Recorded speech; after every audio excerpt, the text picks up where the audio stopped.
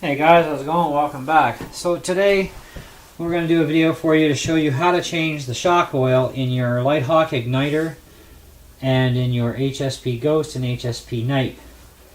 These particular three vehicles share a lot of the same parts we've talked about in other videos. One of the parts they do share that are all the same are the oil fill shocks. And I thought today we'd do the video to show you actually how to do this. And we're going to use 30 weight oil.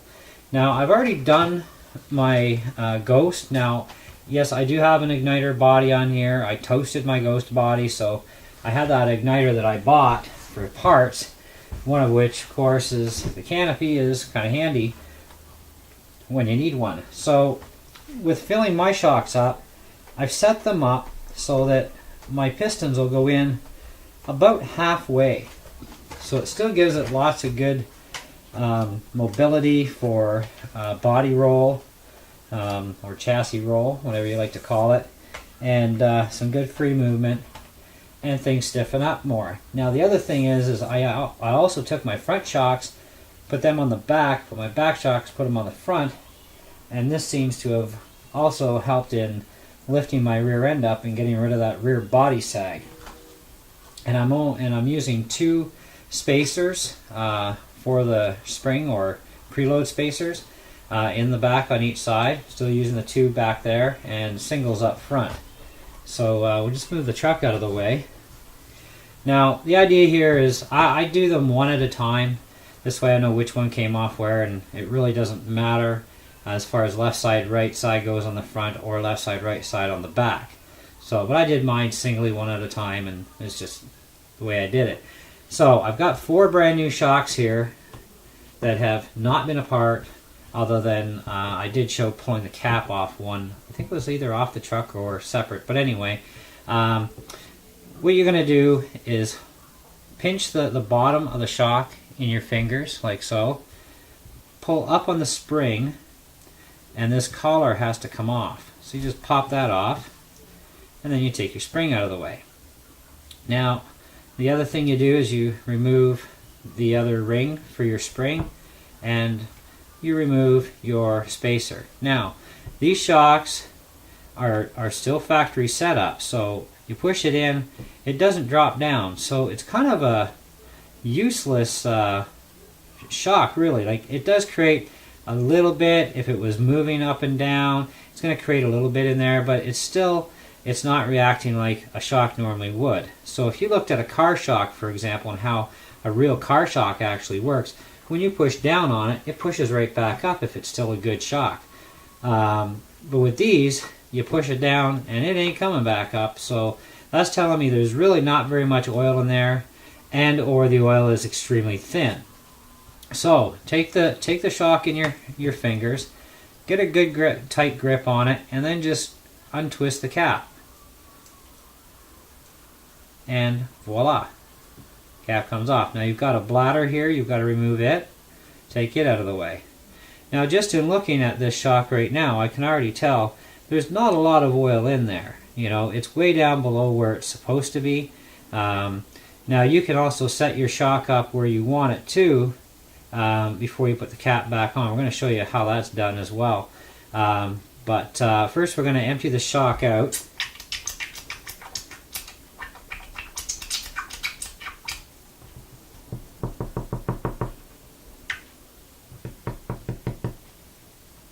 You want to make sure you get as much air out of the way as possible, and you're going to want to remove air as you're filling this too. So initially don't fill it all the way to the top first. So we just fill some oil in there, and you're going to just gently move the piston up and down, and this is going to help get rid of air bubbles.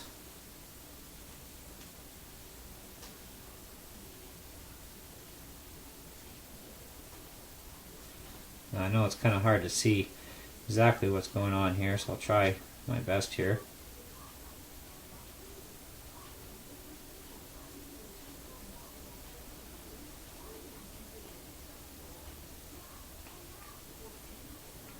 You want to fill it right till it comes to the top there. And just gently push up.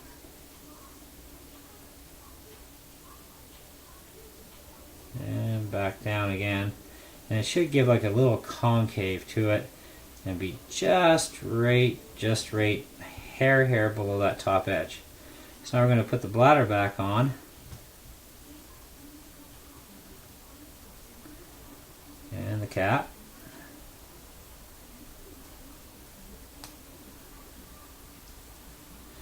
Now, checking your shock. Now it works like a real car shock would. So now it's going to be able to squish down as it needs to, and it's going to help absorb those impacts really well. Because all the springs are doing is to hold the car up. The shocks actually do all the rest of the work. Now there is going to be a stopping point, which is about here, and that's as far down as it's going to allow it to go. So if you want to adjust it for the amount of return you want to do on it, simply unscrew the cap. Let's say we want it to go about halfway. So let's say that's the halfway point.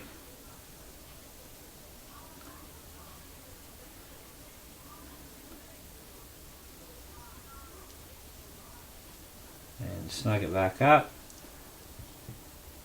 Now it's going to go down further. So this is going to provide better resistance.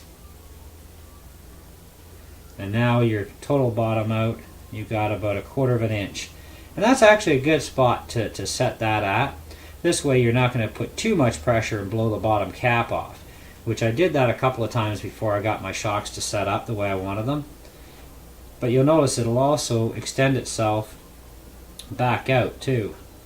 And it'll come out most of the way, which is fine, and it leaves about 1/4 of an inch in at this end, 1/4 of an inch here. So that gives you a little bit better than 1/4 of an inch of good travel there, and it gives some good compression rebound as you need it.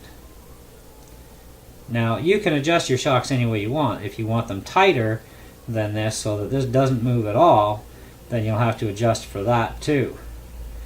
So, but otherwise, I put it all the way up to begin with.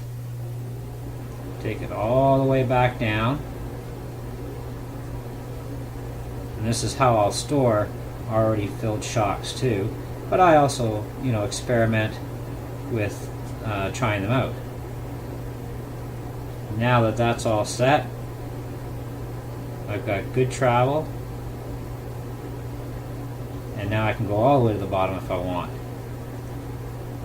Okay? So if you want to adjust it again, all the way up, all the way back down. Now I got a bit of oil that ended up coming up, so I got to top this up. And we're going to top it right to the very top edge there, and then we're just going to put the cap on just as it is.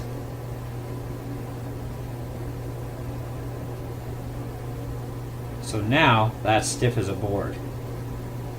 Okay, it's got no movement up or down. Now that's what you don't really want to happen, because this is what's going to blow caps off. So, and it'll blow your bottom cap, not your top cap.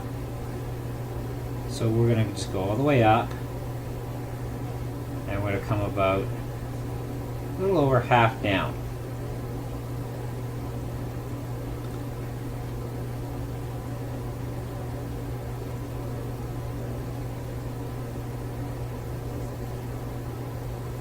And see, it makes different adjustments as you're going. So you're going to want to make sure each shock is set up at least the same on the front and the same on the back, but set it to the way you want it to react and rebound. Once you're all done, put your spacer back on, spring collar, your spring, and the lock. And now we've got this kind of shock reaction. So now if it needs to, it can drop down a little further. And that's going to also help hold the vehicle up a little bit better too, as well as give you a different ride. And by doing all that pushing in and out, check around your seam and make sure you didn't blow any parts at the bottom of your cap. And you're all good. So that's number one. 3 more to go. So now the oil I'm using is not actually oil shock oil for RCs. It's actually 30 weight non-detergent oil. Okay, and I thought I'd try it as an experiment because, you know, in theory this has got like a rubber seal in it and it's plastic, and I really don't think you have to have specific oil shock oil for RCs. I really don't think you do. That's just my thoughts and opinion at this point. I've been running it for the last little bit, and I've done a lot of runs on my shocks. I've had no leaks or problems with them. You know, the truck's responding well. I've had to take them off once just to reset one of the shocks, just because it wasn't quite the exact same as the other one. So, you know, you'll notice that handling characteristics, you know, and then you can just adjust it accordingly. But I've played with air guns enough, with pellet guns, that normally they have what's called Crossman pellet gun oil that you should be using on the seals. And I've been using this 30 weight non-detergent motor oil for several years now with air gun seals, and a lot of them are different types of rubber, and I've never once ever had an issue. And so I figured with doing these shocks, there's nothing more than a small rubber seal on that piston, and it's a plastic shock body. 30 weight's going to be safe for it, and so far so good, and no problems. But if you really don't want to try using 30 weight, you don't have to. I'm not saying this is a recommendation. This is just what I'm doing right now.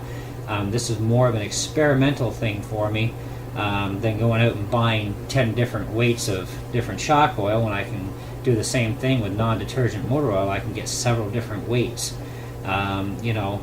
And I figured the safest way to go was going to be the non-detergent based, and because they use it even in air compressors and air tools. So, you know, it only stands to reason this isn't that major of a part in comparison to an air tool, so it should also work in this, and so far it's been working well, and I've had no issues. So, but I wanted to take these other shocks apart for you one at a time, just to show you each one and how they're actually factory set. And this one almost goes completely bottom out, but it's the same thing. There's not much shock oil in these things. And one of the comments made about the ghost and its sagging problems, people were wondering, well, is it lacking shock oil? You know, is that the problem? Well, obviously there's not a whole lot of shock oil in these things, you know. Like this bottom's right out. Like, it's almost like there's nothing in there, you know.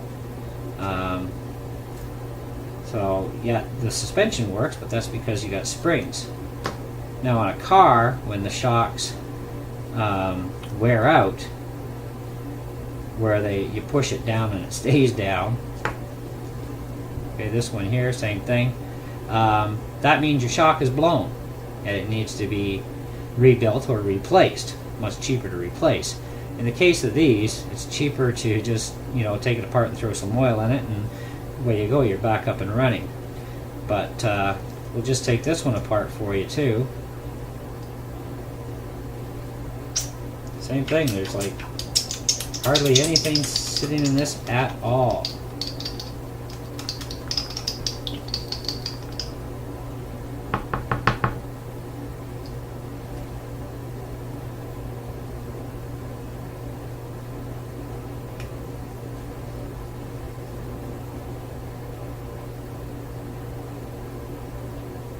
And you want to get out as much air as possible, because air is definitely not your friend with these shocks.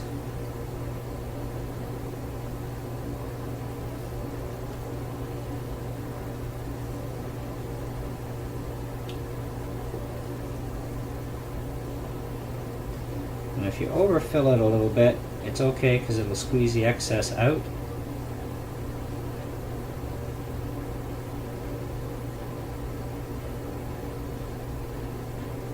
And here we've got our really stiff shock, right?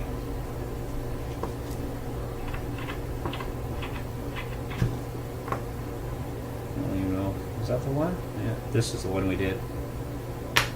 So, again, we got a really stiff shock. I'm just going to move it up just a little bit.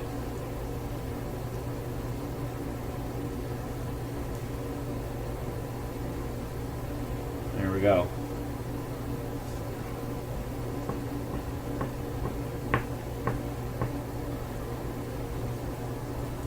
And that's the basics. So I read on the Litehawk forum, somebody asked about this, and they were bottom line told, well, just buy new shocks.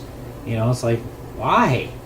If your seals are good, why waste your money on brand new shocks? Fill them up. They're hobby grade shocks. And there you go. Why waste money when you don't need to? Anyways, that's it. If you got any questions, comments, feel free to leave them. And I'm sure a couple of you hobby guys are probably going to give me royal hell for using 30-weight non-detergent, so save your breath. Like I said, this is just a trial to see how it's going to work out. And so far, it's working out okay. So I'm not going to complain, but like I said, if you're not the kind of person to experiment like I am, you know, with this 30-weight non-detergent stuff, then by all means buy the proper shock oil for your shocks and have fun with it.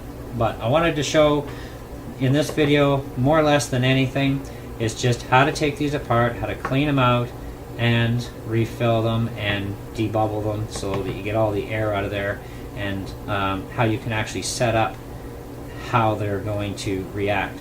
And like I said, very important to make sure each one has the same amount of spacing when it's compressed. And this is before you put it back together. And then at least you know you'll have a matched softness or hardness of shock. And you can set these pretty much the way you want them. Just don't set them so that they're rock solid, because that's bad. They need to have some amount of travel. But this sort of thing going to the bottom, that is ridiculous. That is a non-functional shock as far as I'm concerned. And so that needs to be addressed. Anyways, thanks for watching, and we'll catch you guys on the next video.